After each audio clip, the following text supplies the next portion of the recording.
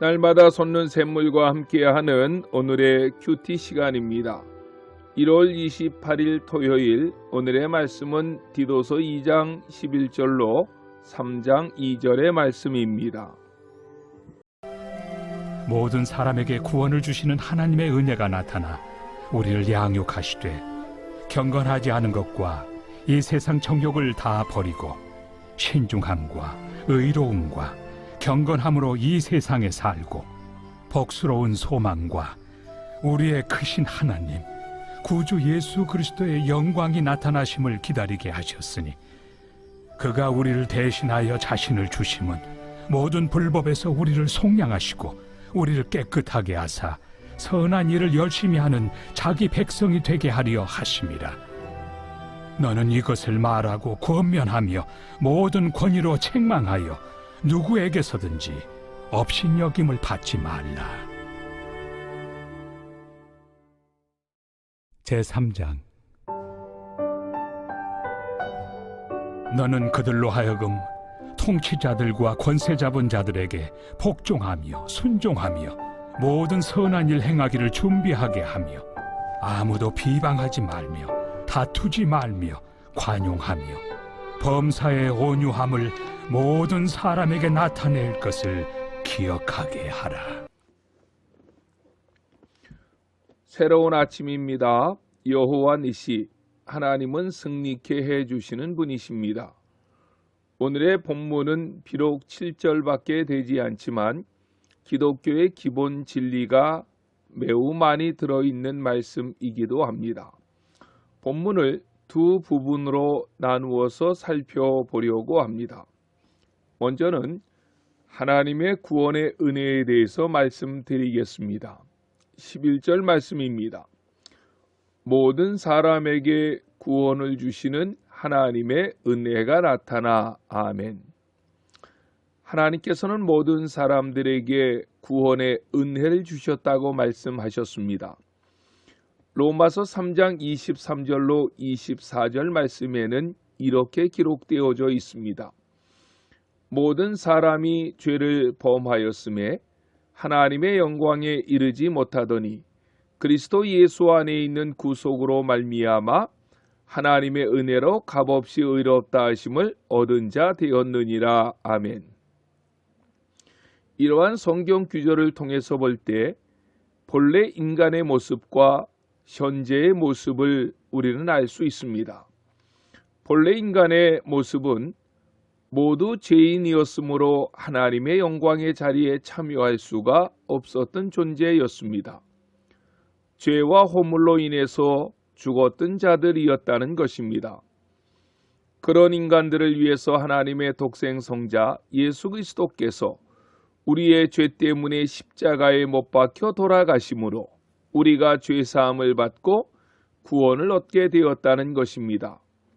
이 구원은 내가 한 일은 하나도 없고 전적으로 하나님의 지혜와 능력의 산물이기에 이를 우리는 은혜라고 부르는 것입니다. 이런 하나님의 은혜를 깨닫고 살아야만 합니다. 이 은혜를 제대로 깨닫고 사는 사람이라면 세상에서 처한 환경과 여건이 만족스럽지 못하더라도 감사한 마음을 잃지 않게 될 것입니다. 두 번째는 하나님의 양육에 대해서 생각해 보고자 합니다. 사람들은 결혼하면 자녀를 낳습니다. 막 태어난 자녀를 방치해 두면 아이는 생명을 유지해 나갈 수 없을 것입니다. 또한 세상에 그런 부모는 한 사람도 없습니다. 영적인 일도 이와 같습니다. 우리가 은혜로 받은 구원은 태어남으로 비유할 수 있을 것입니다. 그래서 구원에 대해서 설명할 때 거듭남, 새 생명 등으로 설명하기도 합니다. 사람들이 자녀를 낳고 난 후에는 그 자녀들을 자기를 돌봄 이상으로 양육하고 키워나가듯이 우리를 죄 가운데에서 구원하신 하나님께서도 우리를 죄와 사망에서 구원하신 후에 이제는 너희들끼리 잘 살아라 하고 방치해 두시는 것이 아니라 자녀된 우리를 아빠, 아버지가 되시는 하나님은 지속적으로 양육해 가신다는 것입니다. 12절 말씀입니다. 우리를 양육하시되 경건하지 않은 것과 이 세상 정욕을 다 버리고 신중함과 의로움과 경건함으로 이 세상에 살고. 아멘. 왜 하나님은 우리를 지속적으로 양육해 가십니까? 그 이유를 12절에서 말씀하고 있는 것입니다. 우리가 경건함으로 이 세상에서 살게 하시기 위함입니다. 이제는 우리가 구원받기 이전의 삶인 정욕, 욕심, 교만을 벗어버리고 신중함으로, 의로움으로 우리 안에 참된 경건을 드러내는 삶을 살아야 하기 때문입니다. 그런데 생각해 보십시오. 거듭난 그리스도인, 중생한 성도라 할지라도 예수 믿기 이전의 삶을 완전히 벗어버리고 경건함으로 의로움으로 이 세상을 살아내기가 쉽습니까? 그렇지 않습니다. 날마다 사단 마귀와의 영적인 싸움을 해야만 합니다. 사단 마귀와의 영적인 싸움도 만만치 않습니다. 그런데 이보다 더 힘든 것이 있습니다. 그것은 바로 내 자신과의 싸움입니다. 이 싸움에서 우리가 이길 수 있는 비결은 한 가지밖에 없습니다. 그 비결이 무엇일까요? 13절 말씀입니다.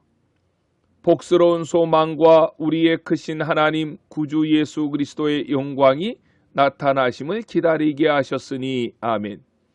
하나님의 나라를 바라보는 것입니다. 마라나타, 아멘 주 예수여 오시옵소서 하며 우리의 시선을 고정하고 하늘을 바라보며 살아가는 것입니다.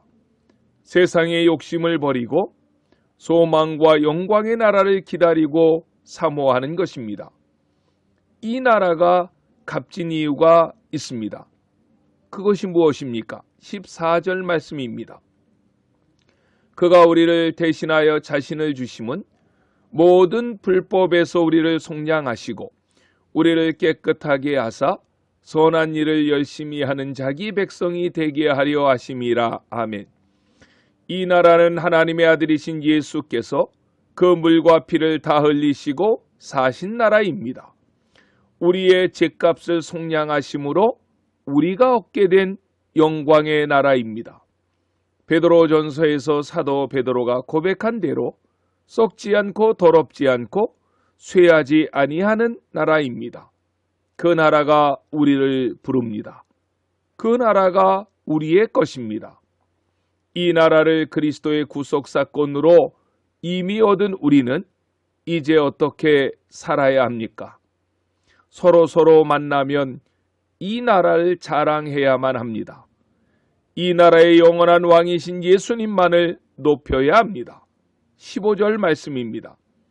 너는 이것을 말하고 권면하며 모든 권위로 책망하여 누구에게서든지 업신여김을 받지 말라. 아멘.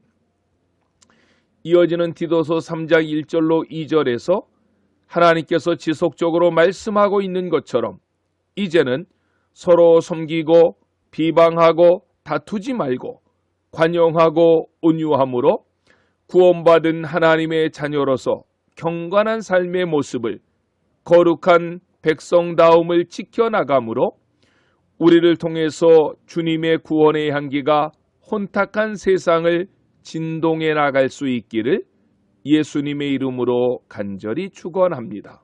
아멘. 오늘도 주기도로 예배를 마치고 주신 하나님의 말씀을 붙잡고 간절히 기도하시겠습니다.